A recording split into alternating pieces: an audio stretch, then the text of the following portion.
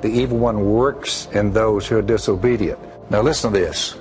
On this ISIS thing, all who hate me love death. So you scratch your head and you say, well, why is it that when we're not even over there in the Middle East, why do they continue to slaughter each other when we're not even on the premises? They can't blame us. We left Iraq. You say, what happened in Egypt, in Syria? You say, Libya. They just slaughter each other. You say, what? All who hate me love death. And he said they hated me, and it was predicted from the prophets. They hated me without reason. And then he told all of us, like they hated me, they will hate you also. They will hate you, he said, when that comes, and when they exclude you, when they insult you, and when they reject your name as evil because of me. Jesus said, listen, rejoice, be happy, because great is your reward in heaven. What people fail to understand is coughing up sin and confessing it and giving it to the only one who can remove it, for crying out loud. We're all sinners. America, here's a news flash. All of us have sinned, every last one of us.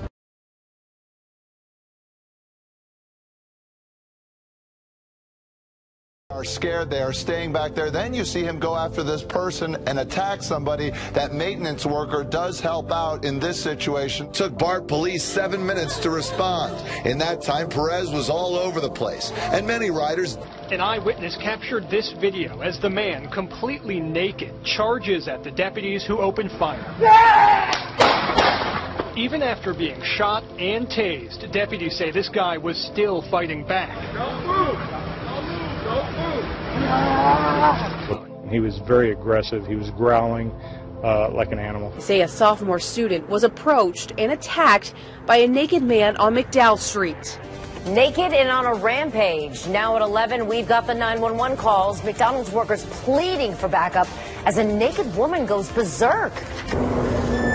It all begins with one LRT passenger recording what appears to be some unusual behavior from another rider. The strange behavior soon turns violent. Whoa. This woman turns to the man sitting next to her, grabs his throat, and hits him. Whoa, whoa, whoa, whoa, chill, chill, chill, chill, chill. Oh, he just jumped in these people's car. Nude with no fear at the corner of Zhang and Oakenwald, he slid arms first into the open sunroof of this woman's car. A naked man jumped in. He jumped in my car and he started attacking me. He started choking me, pulling my hair, pulling my eyes. Oh my gosh. As he clawed at her, the car slid. The police were there and tried to call him off of her until they crashed. Oh my gosh. Oh my God. Oh my God. And we have developing news here at 11. Frightening video just obtained by CBS2 of an attack at an Orange County intersection. A naked man tried to jump into a vehicle. Watch the video. You can then see him attack a woman and try to drag her away. A spokesperson with the service says Michael Beshard approached officers outside the White House and took off all his clothes.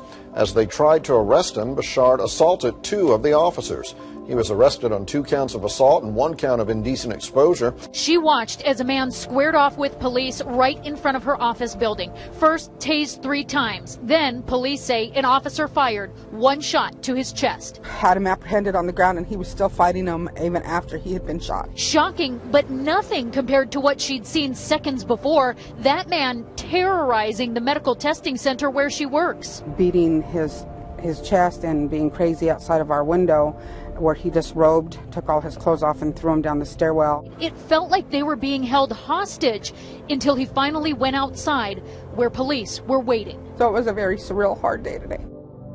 I'm talking about the Pentagon's newly revealed plan for the zombie apocalypse. I repeat, the Pentagon has a zombie plan. Now, they get that it's silly. It opens with a disclaimer saying, while it's not a joke, it was for training purposes, but still, zombie plan. 31 pages of it, to be exact, written in military speak, listing 8 different types of zombies to combat. It's called Complan 888811.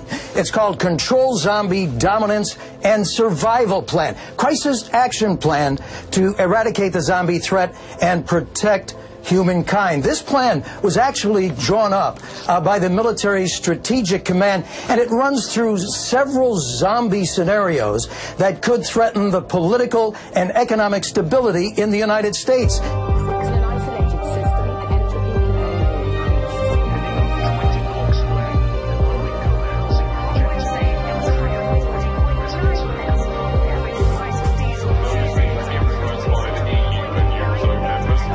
Recently, more local churches have become targets of violent crime, but parishioners are fighting back by boosting security. Have you seen an increase in this area? Why are you holding this workshop? Well, not specifically in this area, but across the United States, we've seen incidents across the United States occur on church properties and worship centers.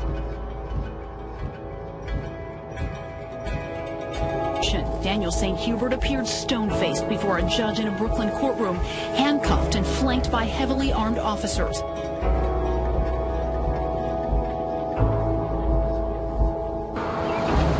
This home just outside of Manchester is where investigators say Lisa Marie Hyder was killed. Scott Hale remains behind bars, and friends say his Satanism may have played a role in the alleged murder.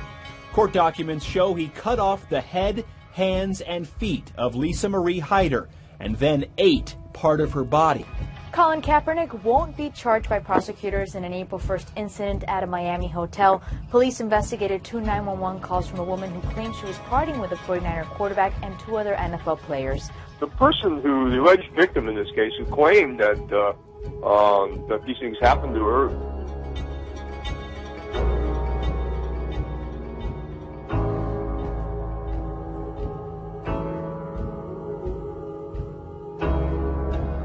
he believed his friend was the devil.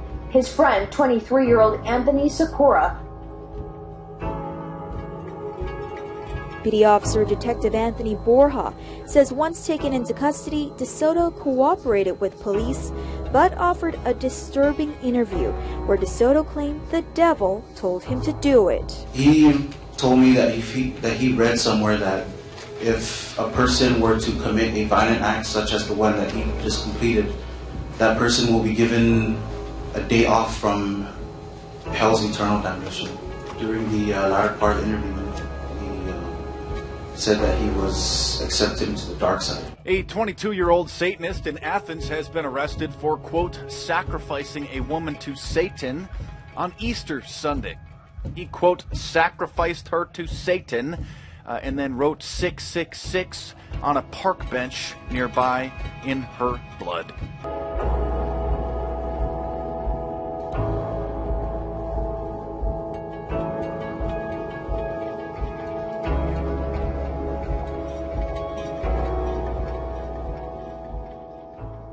Weather changes, static electricity forms in the atmosphere causing thunderstorms. Wind patterns do shift. On a few occasions when they're using energy weapons, the Earth's axis does in fact, it gets altered every time they do this, and they're just messing up everything. But what they're doing on purpose. Yeah. They're doing it on purpose. We've talked about possibly storing energy for CERN, things like that, and getting ready maybe earlier than they said to crank this thing back up. But is it also,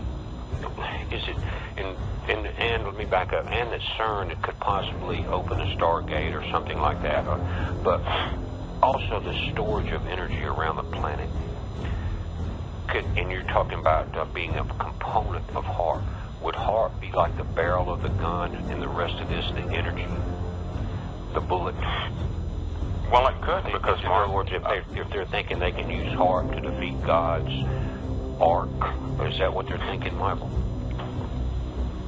It'll certainly be part of it. You know what? With Star Wars, with Reagan, here was their primary focus: a collective weapons system that would fight the impending invasion they knew about even back then. See, they discovered the invasion a long time ago.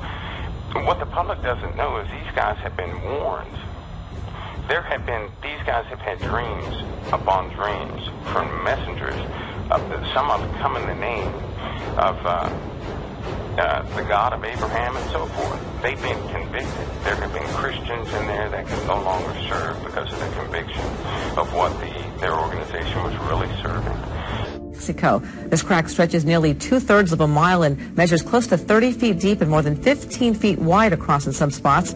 This is in the rural area 50 miles west of the city of Hermosillo in the state of Sonora. While some believe seismic activity is to blame, others point to an underground stream that eroded the ground above it. Now, this incredible video was captured by a drone. We've had just about every kind of extreme weather in the past 24 hours. Half a foot of rain fell in the Midwest and Washington state. Mudslides damaged homes and covered highways. In this country, we're keeping an eye on a triple threat of severe weather threatening millions as we head into the weekend. Torrential downpours swept through a good swath of the country today, causing major flooding in the Midwest. And in the South, extreme heat and severe storms with damaging winds have several states on alert. Quick-moving storms dumped nearly 10 inches of heavy rain on parts of the Midwest early this morning. Stretches of highway under waist-deep water had to be closed as cars were nearly swept away. In Indiana, dozens of drivers made wrong turns into treacherous waters. Those flooded roads also made it difficult for firefighters to get to a burning building. Flooding is not just a problem in the Midwest. From upstate New York to western Pennsylvania, creeks unexpectedly overflowed into homes. We've been here for 25 years, and this is the worst we've had. Across the country in Washington state, heavy rains triggered mudslides, which blocked highways, stranding some motorists overnight. In Arizona and Southern California, it was the lack of moisture and strong wind that created a blinding dust storm. And in the South, brutal triple-digit temperatures are a concern heading into this weekend. The fire captain in the city of Napa, California, says it was the worst shaking he has ever experienced. The quake hit in the dead of night, setting off raging fires like this one, sending bottles flying off the shelves in the heart of wine country. Look at this surveillance video. Cameras rolling during the quake itself, vehicles shaking as debris falls all around. And there it is on the map, the magnitude 6.0 quake hitting just north of San Francisco. The governor has declared a state of emergency tonight.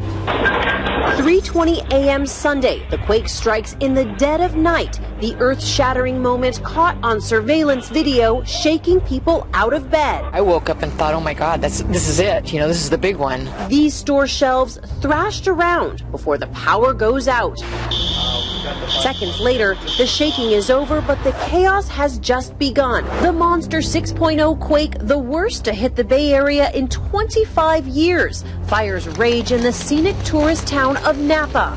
More than a dozen buildings in the historic downtown ravaged, shattered glass, cars buried in brick, and roads ripped wide open. Control tower windows at Napa County Airport completely blown out, and this clock frozen in time.